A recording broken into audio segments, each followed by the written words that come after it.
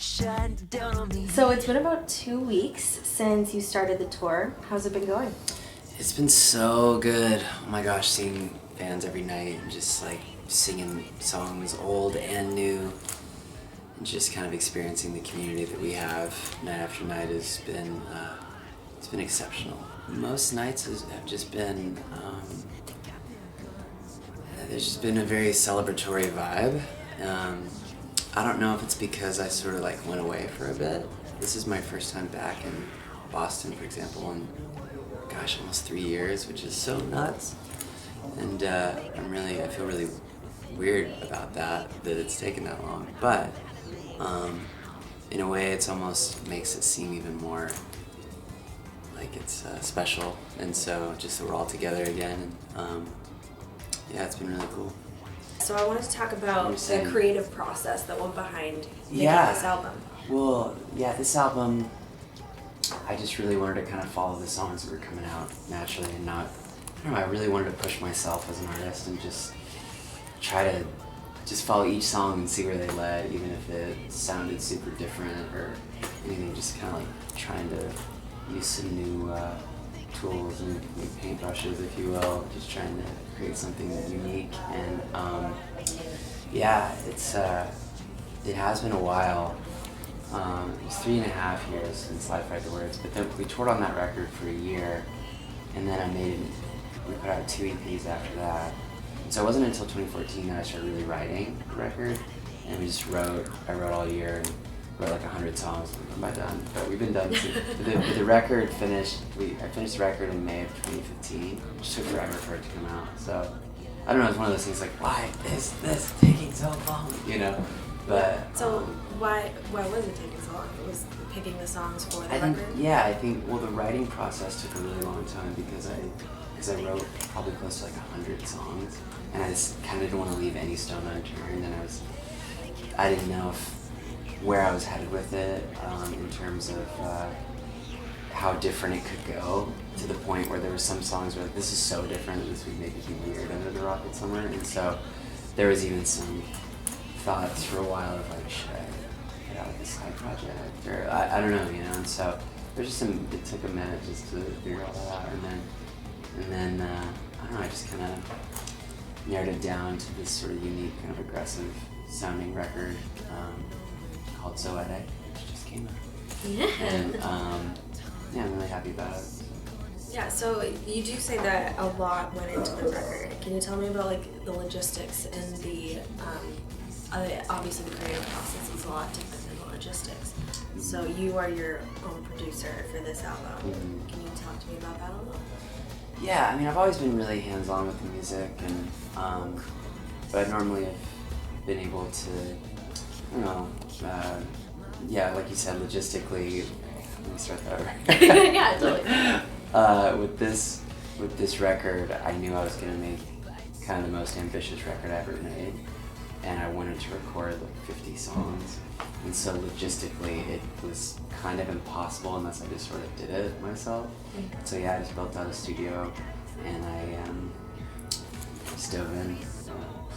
So a lot of time on it. Yeah. So talking about the different way that this record is presented and the way that you did it, many are praising your ability to create a record that's very different from the previous ones you have done and stay true to yourself as an artist. So can you tell me about the new elements that you added that are much different than the last records? Thank you. Yeah, well, this record, I mean, past records, I kind of just, I'd always just sit behind a drum kit and play each song, and everything was super organic. Actually miking everything.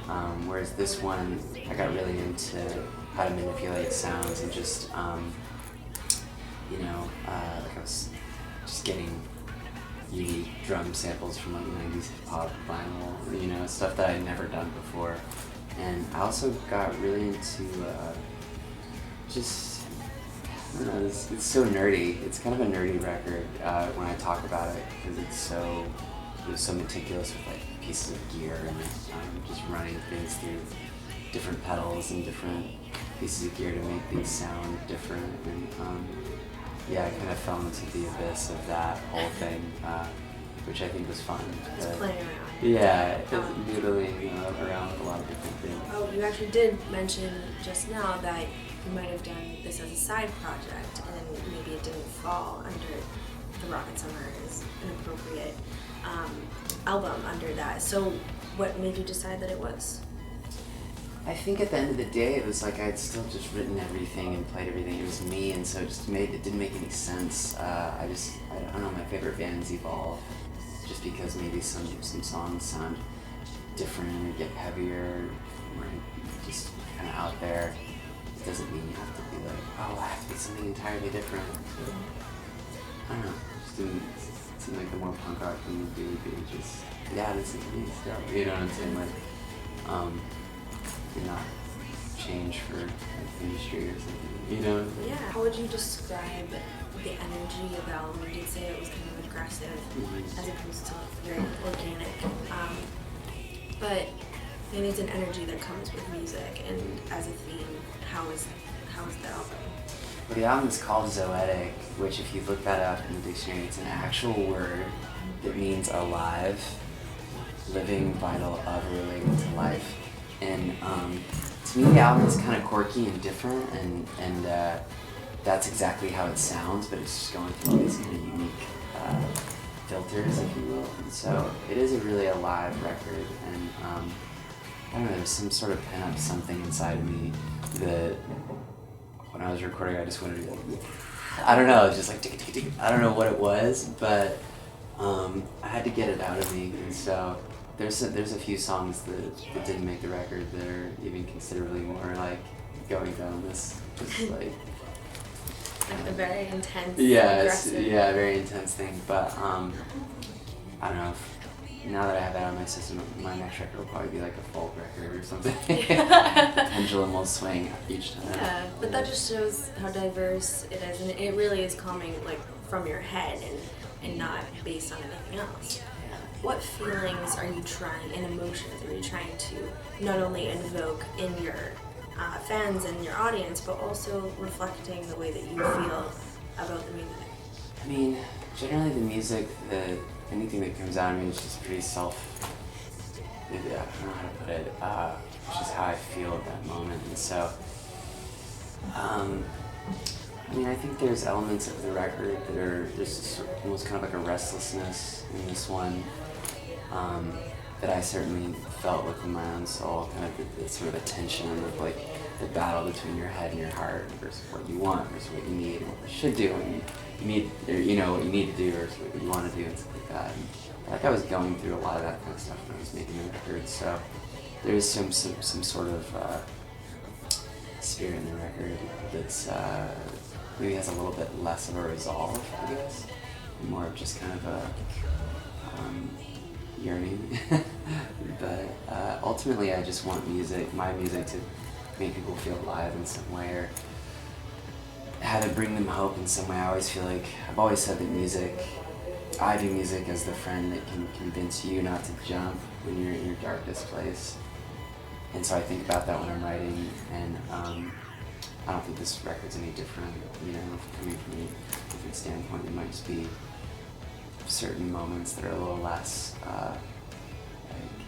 and then it was all good. Yeah, it's like, I don't know, I don't know, but I'm still searching, still trying, hoping to figure it out, Yeah, and it's an ongoing process. Right. So, what do you have a specific inspiration for the whole album as a whole?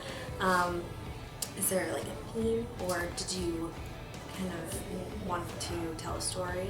I mean,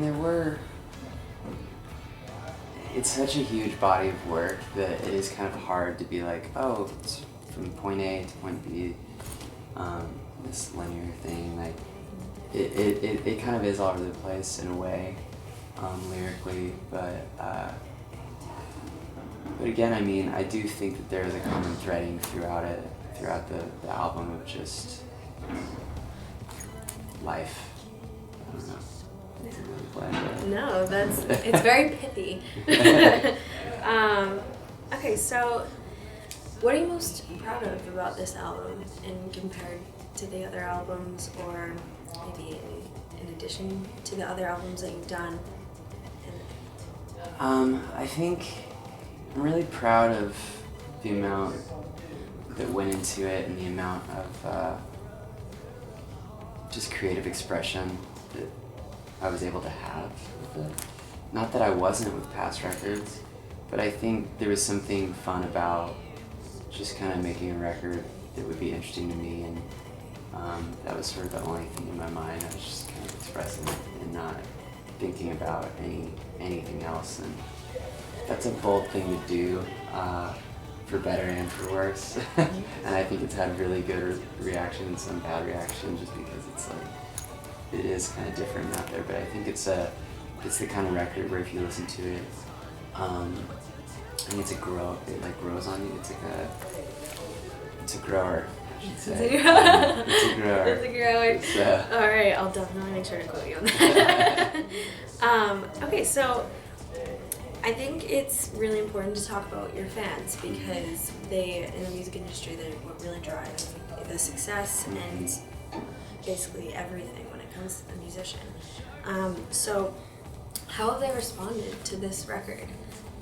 I mean, yeah, my fans are everything to me, and the only thing that I really do regret about this album is the time that I took on it. In a way, I don't regret it because it had to happen, but now I'm kind of like, I don't want to be away from our fans as long ever again, because it really is kind of like, it puts fuel in my tank, just like that community that we have. And so going away for that long, like, I kind of suffered from out of sight, out of mind, like, and that's probably why I got a little weird in the music.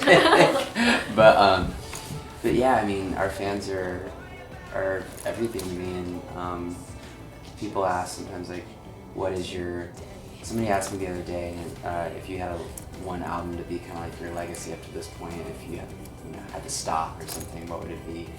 And I say it's the record. We put out this live record for free, and the reason, and it's just an acoustic. I'm just playing acoustic, and it's just people singing, and it just really showcases the community that we have. And that's the thing that I'm certainly most proud of the Rocket Summer, for sure. And as far as this album, like I said, I think people, I mean, I don't want to like sound like Donald Trump or something, but it feels like we're getting really great reviews and stuff. Yeah. Getting the greatest reviews. Everything's great. Fans love me. No, but that was a great impression. Yeah. But it's been cool. Yeah, it's been good. What's it gonna be like on stage? Oh, it's good. It's like it's special. It's like a celebratory thing, man. It is something. It's a tangible feeling in the room every night. It's like everybody's just really stoked. It's weird. There's a lot of love in the room every night. It's always been like that, but something about this is different. What song do you like to perform most live from this record? From this record, I think a song called Florida, California is really hitting. So that's really fun. It's just really cool to hear people singing at the top of their lungs. Yeah, so it's a big song. Something that's been so new. It's kind of, people are kind of still hearing it and getting it. So yeah. Awesome.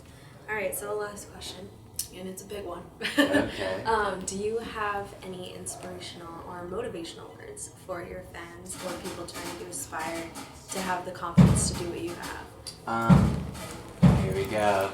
Let the drummer kick. Okay. Drum roll. Yeah, drum roll, please. I just think if you're making art from the most real place and the most raw place, that's the best thing you can do. You might have bumps. It might be hard doing it that way, but in my experience, just being authentic with what you believe and what you want to say, and just what makes you come alive, that's what you should do. And I mean, it's a beautiful thing. It's something you get to do. She's a hurricane, you are Florida, she's California, and you're an